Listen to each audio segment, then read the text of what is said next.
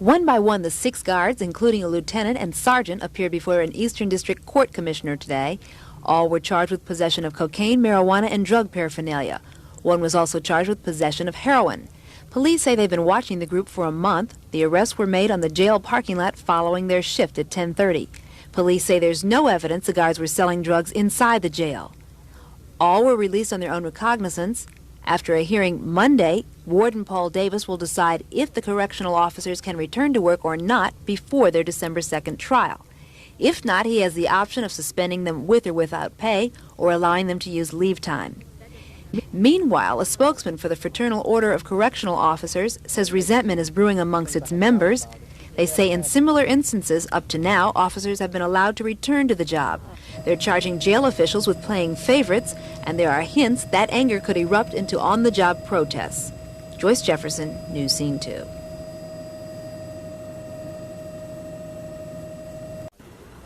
Allegations of possible wrongdoing by some of the police officers who patrol the block has resulted in the assignment of new officers to that area, even though an investigation of the allegations turned up no violations of the law. Simply that they had been there for a long time, and there certainly is the opportunity to get into trouble even if they didn't. In all, some 50 police officers in the Central District have been reassigned or transferred in a rotation similar to those working narcotics. The police officers who patrol the block have not been accused of any wrongdoing. Dennis Hill, a spokesman for the police department, says it's more of a precautionary measure because the block is, as he termed it, a very sensitive area. Well, there have historically been prostitution problems there. There have been gambling raids made in that area. Pornography. That too. Fortunately, the block is not an area that finds itself being involved with crimes against people, violent crimes. They seldom happen in that area. But those other types of violations do occur, of course. And although the Central Police District headquarters is located next to the block, that has never prevented a rather wide-open operation by the block businesses, although it is well patrolled. What effect the new police patrol rotation will have is uncertain, but the block people don't seem worried. I feel they got a job to do like anybody else because I don't feel we're doing anything wrong down here.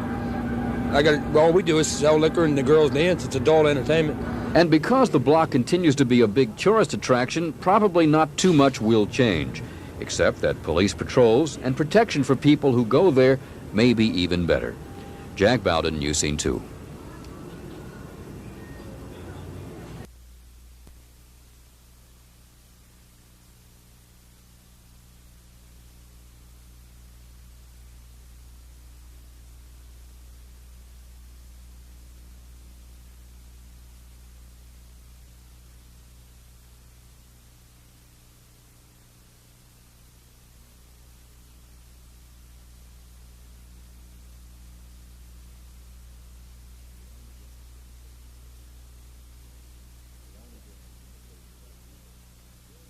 And the only difference in the cases were the lawyers.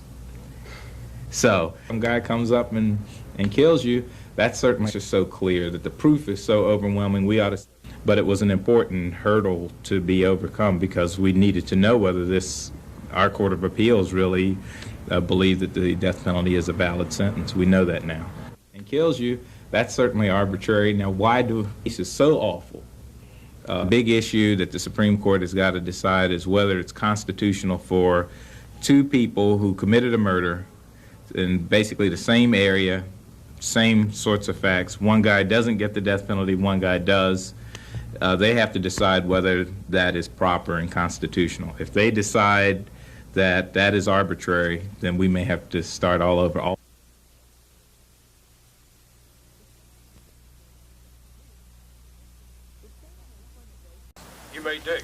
These senior citizens doing all the digging are from 65 to 90 years old. They can hardly wait to live here at Roland Park Place. They say they'll get the care they need without losing their freedom.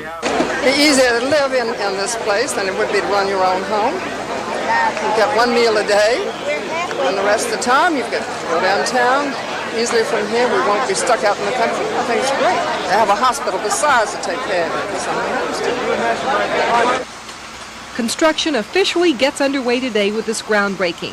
This is the way the facility should look by the summer of 1984. Chairman of the Roland Park Place Board, Walter Frey, says this retirement facility will be the first of its kind in our city. There is no place that is a true life care center where people can go to live completely independent lives, as free and independently as they possibly can for as long as they can, and still have the assurance of total health care, food service, and all of the other necessities of a comfortable retired life. It'll be some 2 years before this retirement community opens, but already over half of the 240 apartments are sold. It will cost the people who live here $49,500 initially. Then they'll pay around $900 a month for security, recreation fees that will include 1 meal a day, all of their utilities, maid service, and it will also include recreation services. The people who will live here say that's not cheap, but for them, it will buy not only a home, but safety and peace of mind. Linda Carson, News Scene 2, Roland Park. These two patrolmen walking their beat on Baltimore Street are new to the block, just assigned to the area to replace the officers who had been patrolling the entertainment district. The switch was made because of allegations of possible wrongdoing on the part of some of the police who had been on this beat. An investigation, however, turned up no violations of the law. To be on the safe side, police officials say Central District officers will now work the block on a rotating basis. The cops now on the block say rotating assignments is nothing unusual. It's done regularly in all the districts. Block people don't think anything will change by changing the guard. The club owners I talked to see no reason for the change, saying the officers that were here were all good men. And a bouncer I talked to who's been on the block 40 years says it's going to take the new officers 6 months to learn the ropes. The cops now on the block, however, say that's a typical reaction whenever new men move into an area. And a policeman is going to do his job no matter what section of town he works. Brad Ganson, News Scene 2, downtown.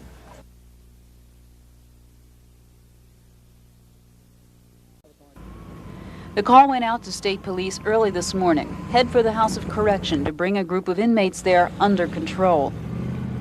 A checkpoint has been set up right here, a couple of miles from the prison itself.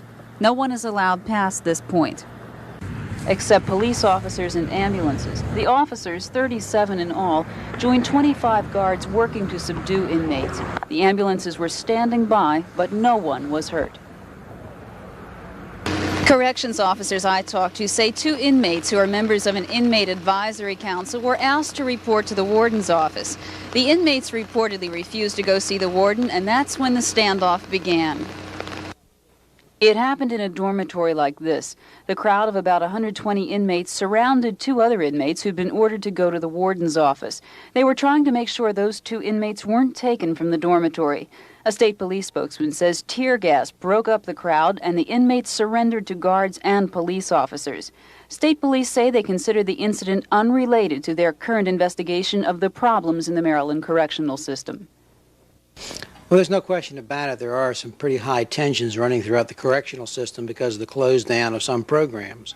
But this last night certainly was not related to that. It was a specific incident where they wanted to pick up an inmate. Other inmates didn't want to be taken out of the dormitory, so you had kind of a standoff situation.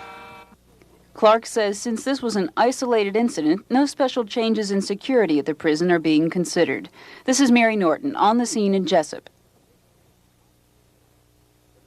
Today, 2 different Park Heights community groups announced plans of action for resolving issues raised here in the wake of the Rupert Campbell incident. The key difference between the groups appears to be their reaction to police tactics surrounding Rupert's arrest and the police sweep of the area that followed and resulted in the arrest of some 30 people.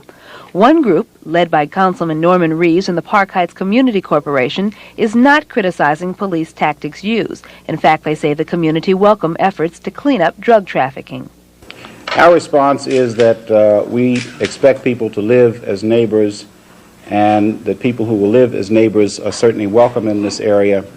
Illegal activity of any sort, whether it's drugs or borrowing weapons illegally, certainly will not be condoned by this neighborhood, and we will do whatever we can do in conjunction with neighborhood organizations, the police department, or what have you, to see that that kind of activity no longer exists in this area.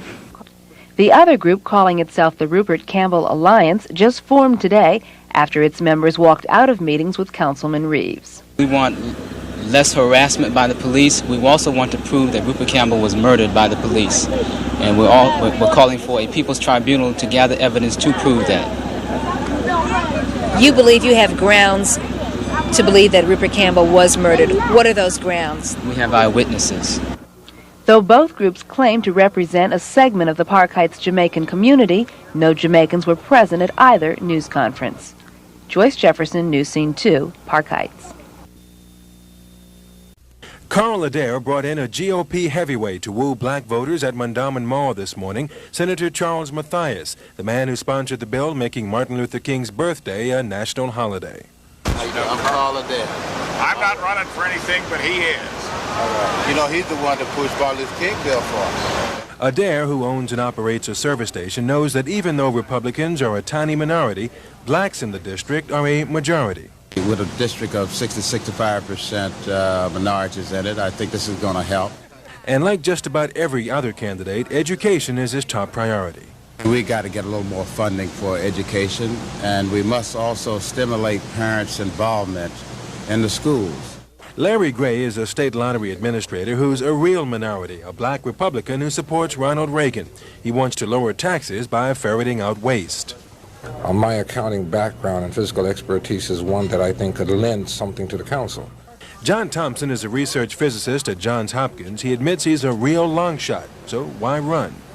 I think it's important to keep the two-party system alive, to keep the Republican Party going, and I think it's important that the voters have a choice.